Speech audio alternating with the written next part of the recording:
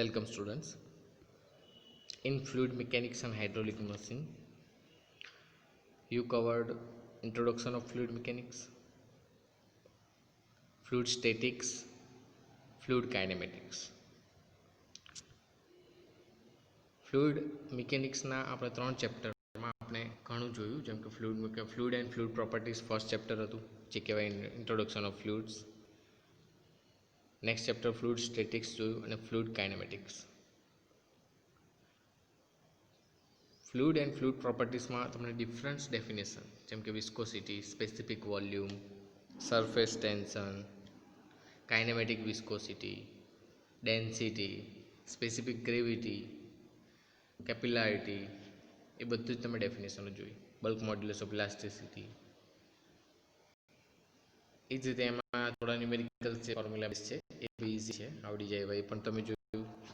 Next fluid સ્ટેટિક્સમાં તમે importance લો જોયો, pressures, પાસ્કલ્સ લો, જે ફ્લુઇડ સ્ટેટિક્સ માટે છે, એટલે કે પ્રેશર હેડ માટેના ફોર્મ્યુલા પણ જોયા. એટલે એ આઈએમપી થિયરી છે, જે સાબિતીમાં પૂછાય છે, ખાસ પાસ્કલ્સનો નિયમ. એ સિવાય different types of pressure measuring ઇન્સ્ટ્રુમેન્ટમાં manometer, Bourdon tube pressure gauge, U pressure gauge, differential manometer, એ બધી જ ચર્ચા આપણે કરી.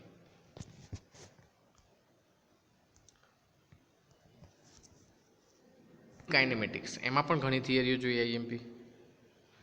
ફ્લુઇડ કાઇનેમેટિક્સમાં તમે પહેલાં જ ટોટલ પ્રેશર એનર્જી ઇક્વેશન જોયું. વોટ ઇઝ ફ્લુઇડ કાઇનેમેટિક્સ એ જોયું.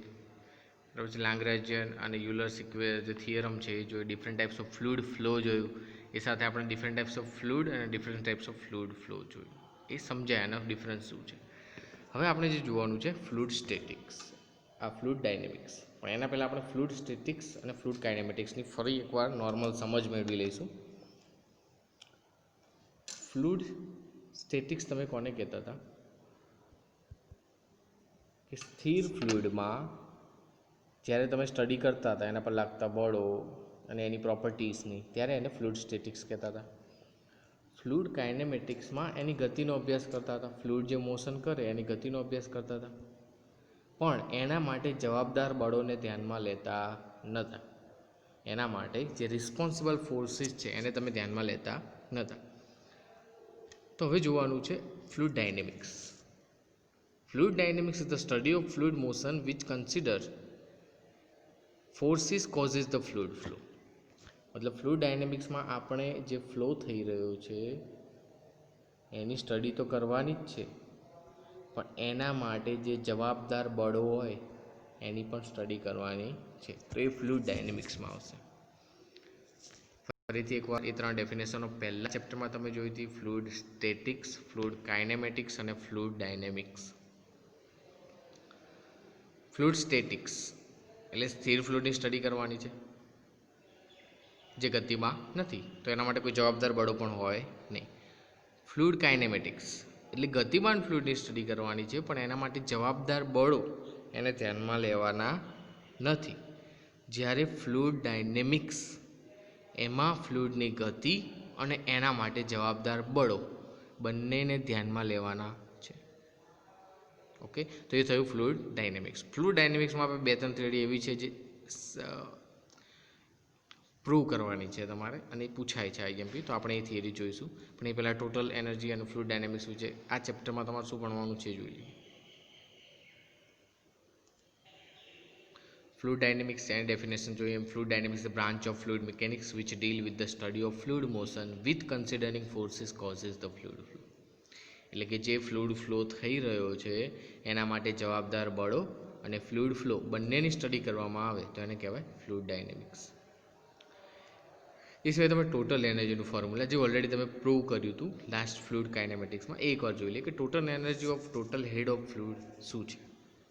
તો total energy of a fluid is a motion is summation of its potential energy, kinetic energy અને પ્રેશર એનર્જી. તો ટોટલ હેડ શું થશે? તો પ્રેશર હેડ એટલે P બરાબર આપણે ρ g h કહેતા હતા જે ફ્લુઇડ કાઇનેમેટિક્સમાં, એટલા માટે H આવતું હતું P/ρ g. એને આપણે શું કહેતા હતા? પ્રેશર હેડ. શું કહેતા હતા? પ્રેશર હેડ.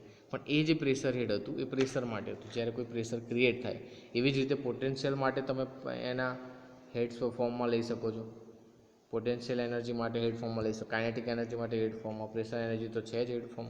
એટલે હેડ ફોર્મમાં લઈ લો તો ટોટલ જે એનર્જી આવશે શેમાં આવશે? Total head. એના ન્યુમેરિકલ્સ પણ તમે ઓલરેડી ફૂલ ફ્લુઇડ કાઇનેમેટિક્સમાં જોયા છે કે ટોટલ એનર્જી શું છે. ઓકે, તો જોઈ લે total energy of a fluid is a motion is a summation અથવા fluid in a motion is summation of its potential energy, kinetic energy અને pressure energy. તો એને શું કહીશું આપણે? Total energy.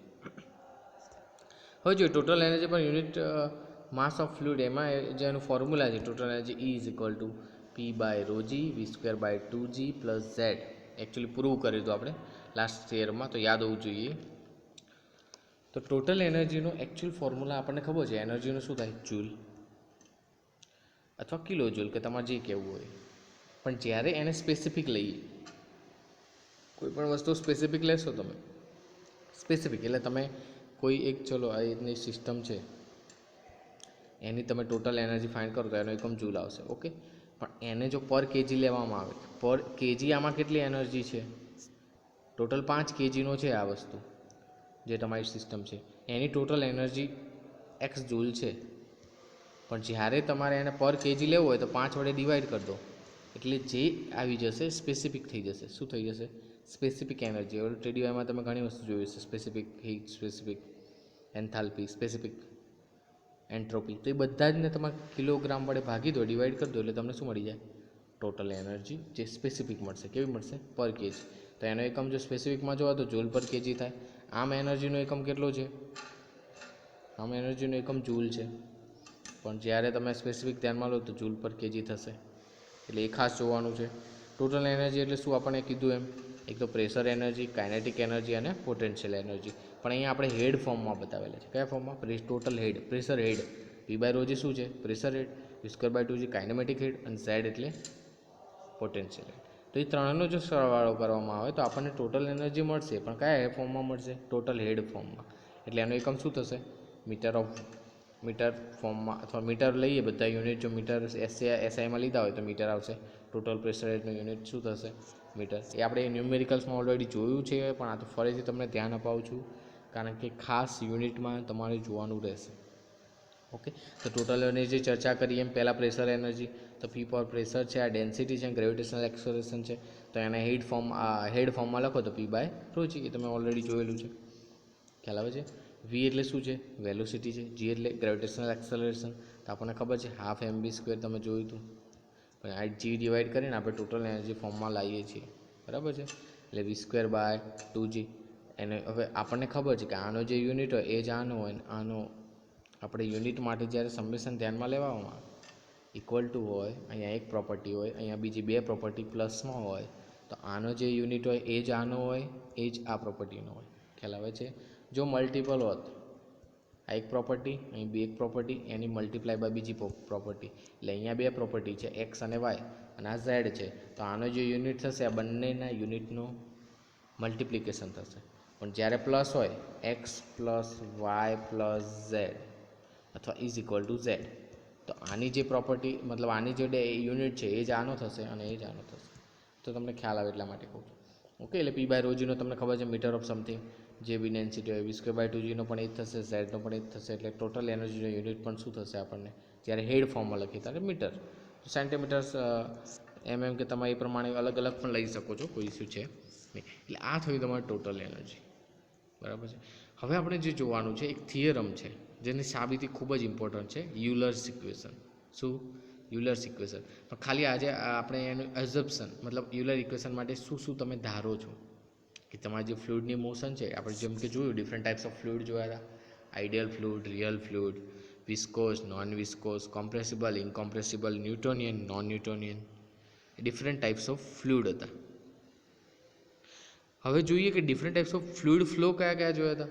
તો steady, unsteady, uniform, non uniform, rotational, irrotational, compressible, incompressible, turbulent, transverse ને laminar, એ બધા જે different types of fluid flow જોયા.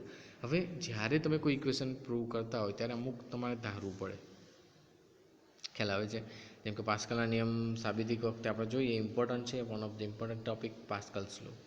એ જ રીતે આમાં બે થિયરમ આવે છે, યુલર્સ ઇક્વેશન અને બર્નોલીસ ઇક્વેશન. તો એ ખાસ જોવાની છે. એમાં જોઈ લઈએ કે યુલર્સ ઇક્વેશન, પણ એના પહેલાં આપણે એના અઝમ્પશન મતલબ શું શું ધારણા કરેલી છે જોવાનું. તો પહેલું છે ફ્લો ઇઝ આઈડિયલ. હવે આપણને ખબર છે કે વાસ્તવમાં આઈડિયલ ફ્લો શક્ય નથી, પણ આ ઇક્વેશન પ્રૂવ કરતી વખતે તમે જે ધારો છો એમાં એક ઇમ્પોર્ટન્ટ ભાગ છે કે આપણે ધારવાનું છે કે ફ્લો કેવો છે, આદર્શ છે, આઈડિયલ છે. ખ્યાલ આવે છે? આઈડિયલ છે મતલબ વિસ્કોસિટી આની નથી, વિસ્કોસિટી કેટલી છે, 0 છે. ખ્યાલ આવે છે? તો એ શું થયું, અઝમ્પશન થયા, મતલબ ધારણાઓ, યુલર ઇક્વેશનની ધારણાઓ જ્યારે પ્રૂવ કરતી વખતે તમે કન્સિડર કરવાના છો. તો રિયલ ફ્લુઇડ નથી, આપણે શું ધ્યાન લઈએ છીએ કે ભાઈ ફ્લો કેવો છે, આઈડિયલ છે. કેવો છે ફ્લો, કેવો છે આઈડિયલ છે. ફ્લોની વાત ચાલે છે, ફ્લુઇડ નહીં. ફ્લો કેવો છે, આઈડિયલ છે. ફ્લો આઈડિયલ અલગ અને ફ્લુઇડ આઈડિયલ અલગ, બરાબર. ફ્લો આઈડિયલ મતલબ યુનિફોર્મ હોય, સ્ટેડી હોય અને વિસ્કોસિટી કેવી હોય, 0 હોય. એ સિવાય જોઈએ ફ્લો ઇઝ ઇનકોમ્પ્રેસિબલ. હવે ઇનકોમ્પ્રેસિબલ એટલે ખબર છે અદાબશીલ ફ્લો છે. કેવો છે, અદાબશીલ, મતલબ દબાતો નથી, મતલબ એની ડેન્સિટીમાં ફેરફાર થતો નથી. જો ડેન્સિટીમાં ફેરફાર થતો હોત તો આપણે એને કહેત કોમ્પ્રેસિબલ ફ્લો. ખ્યાલ આવે છે? પણ જો ડેન્સિટીમાં ફેરફાર થતો નથી તો એને કહીશું ઇનકોમ્પ્રેસિબલ ફ્લુઇડ. ખ્યાલ આવે છે? ઇનકોમ્પ્રેસિબલ ફ્લુઇડ એ અલગ અને ફ્લો બી અલગ, એટલે આમાં ફ્લોને ધ્યાનમાં લેવાનું છે. ફ્લુઇડ ડાયનેમિક્સ એટલે ગતિ કરતા ફ્લુઇડની અભ્યાસ કરવાનું છે, એટલે ફ્લો ઇઝ ઇનકોમ્પ્રેસિબલ. એ સિવાય જોવાનું છે ફ્લો ઇઝ ઇનકોમ્પ્રેસિબલ, અદાબશીલ છે. એ સિવાય ફ્લો ઇઝ સ્ટેડી છે, યુનિફોર્મ છે અને ઇરોટેશનલ છે. એ ત્રીજી ધારણા. એટલે આ થઈ યુલરની 3 ધારણાઓ. કઈ કઈ? તો કે ફ્લો કેવો છે, આઈડિયલ છે, વિસ્કોસિટી 0 હોય છે. ફ્લો ઇનકોમ્પ્રેસિબલ છે, અદાબશીલ છે. ફ્લો કેવો છે, સ્ટેડી છે, યુનિફોર્મ છે અને ઇરોટેશનલ છે. તો આ ખાસ ધ્યાનમાં લેવાનું છે યુલરની ઇક્વેશન. પછી આપણે એને સાબિત કરી શકું છું. ખૂબ જ મોટી થિયરી છે યુલર્સ ઇક્વેશન, એટલે અત્યારે તમારે એઝમ્પશન ઓફ યુલર્સ ઇક્વેશન ખાલી જોઈ લો. અને આ જે ડિફરન્સ ખાસ જોવાનું છે, ફ્લુઇડ સ્ટેટિક્સ, ફ્લુઇડ ડાયનેમિક્સ અને ફ્લુઇડ કાઇનેમેટિક્સ. તો એનું ફરીથી એકવાર રિવિઝન કરી શકો છો. બાકી આપણે જોઈશું નેક્સ્ટ ટાઈમ યુલર્સ ઇક્વેશન. પણ એ પહેલાં આપણે એક ઇક્વેશન જોયું છે જે ટોટલ એનર્જી ઇક્વેશન, એ બી ખાસ ધ્યાનમાં રાખવાનું છે કારણ કે આના પરથી ઘણી થિયરમ સાબિત થાય છે. ઓકે, એટલે પાસ્કલના નિયમની જેમ જ યુલર્સ ઇક્વેશન અને બર્નોલીસ ઇક્વેશન જે આપણે જોઈશું. પણ આજે આપણે જોયું કે યુલર્સ ઇક્વેશન એની એઝમ્પશન શું છે, તો કે ફ્લો આઈડિયલ છે, ઇનકોમ્પ્રેસિબલ છે, સ્ટેડી છે, યુનિફોર્મ છે અને ઇરોટેશનલ છે. ઓકે, એટલે ફ્લુઇડ ડાયનેમિક્સમાં યુલર્સ ઇક્વેશન જે નેક્સ્ટ જોવાનું છે એ આપણે આ રીતે પ્રૂવ કરવાનું છે. પણ એ બધું જ પ્રૂવ ક્યારે થશે, જ્યારે તમે ધારેલો હોય ફ્લો કેવો છે, આઈડિયલ છે, ઇનકોમ્પ્રેસિબલ છે, સ્ટેડી, યુનિફોર્મ, ઇરોટેશનલ. નહીંતર આ સાબિતી પ્રૂવ થશે નહીં. બરાબર છે? એટલે એ ધારણા થઈ, એટલે આને કહેવાય ધારણા, યુલર્સ ઇક્વેશનની ધારણા. એ જ રીતે બર્નોલી ઇક્વેશનની ધારણા હશે. ટૂંકમાં ધારણા એટલે શું, કોઈ પણ ઇક્વેશન પ્રૂવ કરતાં પહેલાં આપણે અમુક વસ્તુ ધારી લઈએ છીએ, ઇમેજિન કરી લઈએ છીએ. જેમ કે આઈડિયલ ફ્લો છે, પણ વાસ્તવમાં આઈડિયલ ફ્લો શક્ય નથી, આપણને ખ્યાલ છે. વિસ્કોસિટી 0 વાસ્તવમાં શક્ય નથી, પણ તમે જ્યારે એને પ્રૂવ કરો છો ત્યારે શું કરો છો, એ વસ્તુ ધારો છો. એ જ રીતે ફ્લો ઇનકોમ્પ્રેસિબલ છે, બરાબર છે, એ શક્ય છે, હોઈ શકે છે. Flow is steady, uniform, irrotational. તો આ જે થઈ એ બધી ધારણાઓ થઈ, એટલે આ અઝમ્પશન છે યુલર્સ ઇક્વેશનના.